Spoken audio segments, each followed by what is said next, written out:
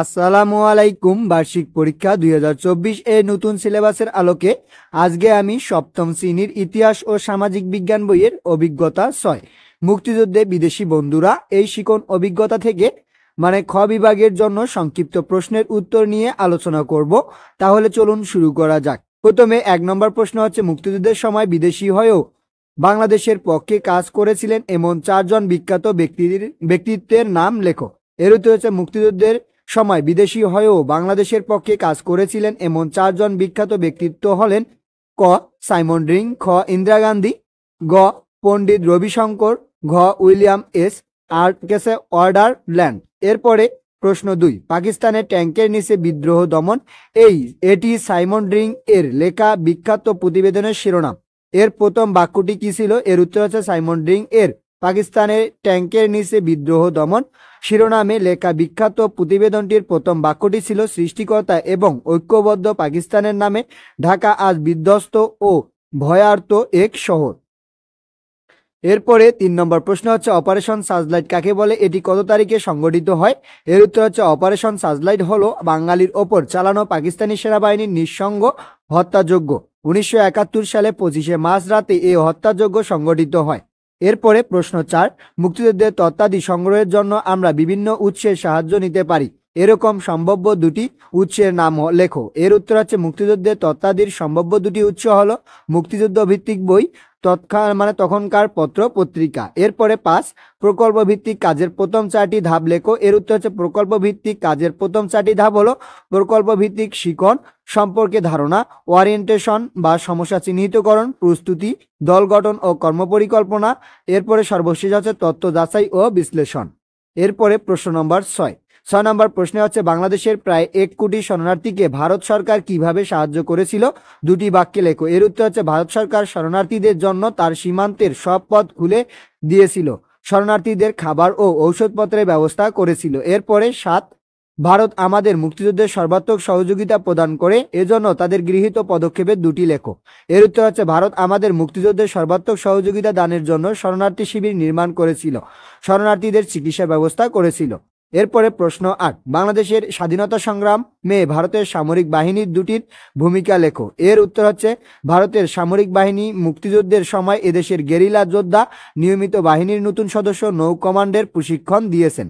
এছাড়া যুদ্ধের শেষ দিকে যৌথভাবে মিত্র বাহিনী গঠন করে সরাসরি যুদ্ধে অংশ নিয়েছেন। এরপরে হচ্ছে যে প্রশ্ন নম্বর 9, ভারতের প্রধানমন্ত্রী ইন্দিরা গান্ধীর কাছ থেকে তাজউদ্দিন আহমেদ কোন 4টি বিষয়ে সহযোগিতা চেয়েছিল? এর উত্তর হচ্ছে, ভারতের প্রধানমন্ত্রী ইন্দিরা গান্ধীর কাছ থেকে তাজউদ্দিন আহমেদ চেয়েছিলেন মুক্তি সংগ্রামের সর্বাত্মক সহযোগিতা, প্রবাসী সরকার গঠনে সহায়তা, মুক্তিযোদ্ধাদের প্রশিক্ষণ ও উপযুক্ত অস্ত্র সহায়তা এবং শরণার্থীদের জন্য সব রকম মানবিক সাহায্য। এরপরে প্রশ্ন নম্বর 10, মুক্তিযুদ্ধের সময় আমাদের শিল্পী সাহিত্যিকদের নিয়ে কলকাতায় শিল্পী সাহিত্যকরা কোন সংস্থা গঠন করেছিলেন? এর সভাপতি কে ছিলেন? এর উত্তর হচ্ছে, মুক্তিযুদ্ধের সময় আমাদের শিল্পী সাহিত্যকদের নিয়ে কলকাতা শিল্পী সাহিত্যকরা মুক্তি সংগ্রামী শিল্পী সংস্থা গঠন করেছিলেন। এর সভাপতি ছিলেন কথাসাহিত্যিক তারাশঙ্কর বন্দ্যোপাধ্যায়।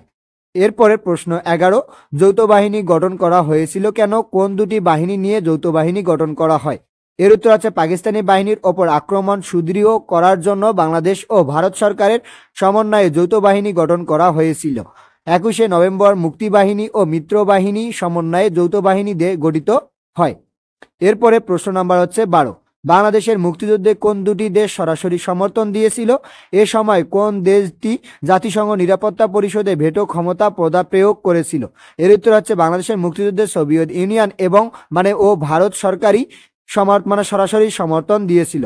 এ সময় সোভিয়েত ইউনিয়ন জাতিসংঘ নিরাপত্তা পরিষদে 2বার ভেটো ক্ষমতা প্রয়োগ করেছিল। এরপরে 13 নম্বর প্রশ্ন হচ্ছে, বাংলাদেশের মুক্তিযুদ্ধের সময় নিরপেক্ষ অবস্থান গ্রহণ করেছিল এমন 4টি দেশের নাম লেখো। এর উত্তর হচ্ছে, বাংলাদেশের মুক্তিযুদ্ধের সময় নিরপেক্ষ অবস্থান গ্রহণ করেছিল এমন 4টি দেশ হলো যুক্তরাজ্য, ফ্রান্স, জার্মানি, কানাডা। এরপরে 14 নম্বর প্রশ্ন হচ্ছে, মুজিবনগর সরকার বলতে কি বোঝো? এই সরকার কত তারিখ গঠিত হয় এবং শপথ গ্রহণ করে? এর উত্তর হচ্ছে, 1971 সালে যে সরকারের মাধ্যমে বাংলাদেশের মুক্তিযুদ্ধ সংগঠিত ও পরিচালিত হয় সেটি মুজিবনগর সরকার বা প্রবাসী বাংলাদেশ সরকার নামে পরিচিত।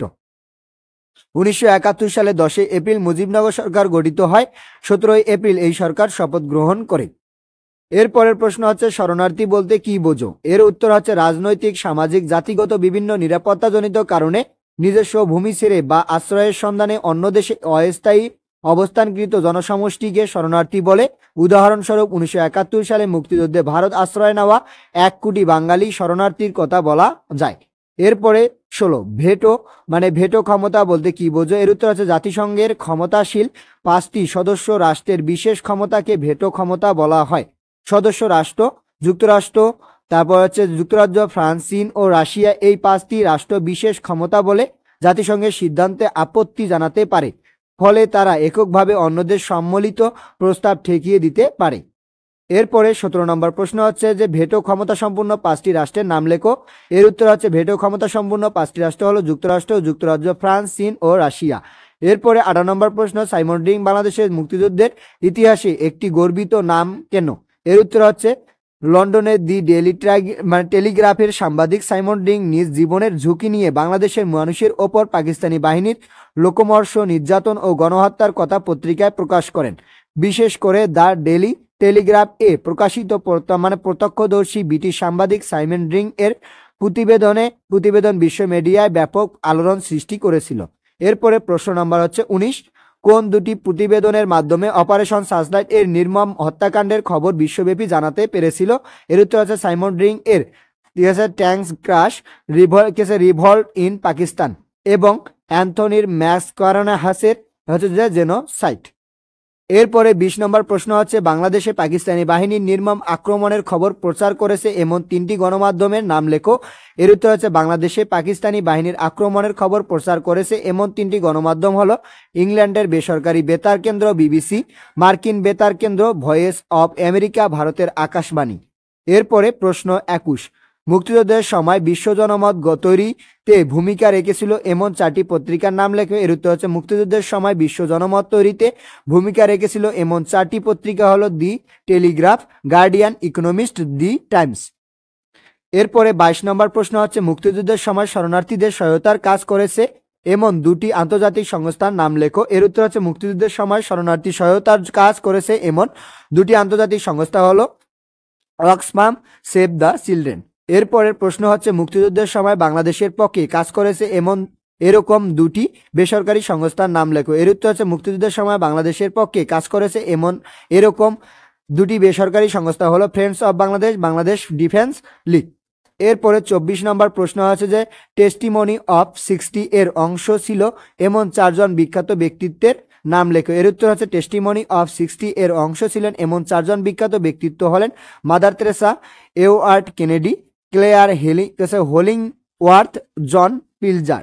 এরপরে প্রশ্ন 25 মুক্তিযুদ্ধ ভিত্তিক 4টি চলচ্চিত্রের নাম লেখো। এর উত্তর হচ্ছে মুক্তিযুদ্ধ ভিত্তিক 4টি চলচ্চিত্র হলো stop genocide, liberation war, 9 month to freedom, Matir Moina. তাহলে এই ছিল সংক্ষিপ্ত প্রশ্নের উত্তর এই শিখন অভিজ্ঞতা থেকে। তাহলে আজকে এ পর্যন্তই। এর পরবর্তী ভিডিওতে এই শিখন অভিজ্ঞতা থেকে বর্ণনামূলক প্রশ্ন থেকে দৃশ্যপটবিহীন প্রশ্নগুলোর উত্তর নিয়ে আলোচনা করব। ধন্যবাদ সবাইকে এতক্ষণ সঙ্গে থাকার জন্য। ভিডিওটি ভালো লাগলে লাইক এবং সাবস্ক্রাইব করবেন।